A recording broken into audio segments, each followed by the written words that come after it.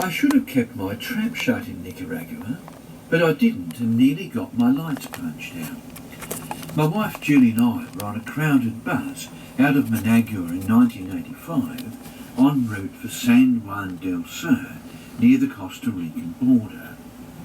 We were there in peaceful support of the Sandinista revolution.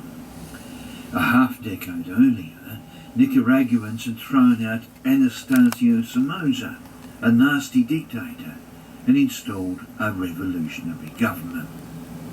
During the journey, I stood to stretch my legs near a Nicaraguan who was talking loudly and agitatedly to his fellow passengers.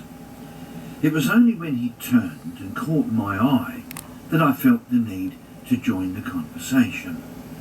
But I was battling to catch his exact meaning and could manage only monosyllabic responses in my primitive Spanish. As I did so, I kept nodding my head in a manner suggesting I was following his argument.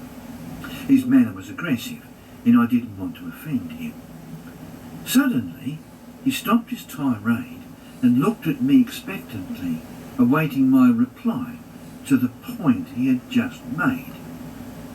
The seconds ticked by as I struggled to formulate a response. In the end, I felt I had no choice but to have a stab, so I blurted out the first thing my poor Spanish would allow. "Viva la revolution!" I raised a clenched fist for added effect. It was a very bad mistake. He went ballistic. He pulled me towards him as he shouted his disapproval. I could hear my shirt buttons popping. I could smell alcohol on his breath. It was only when some English-speaking Nicaraguan university students intervened that I was able to escape.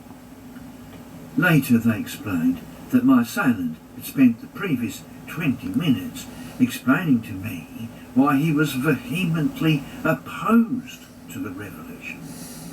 He had been egged on by my apparent agreement with his views. He lived in San Juan. The town had been attacked by counter-revolutionaries.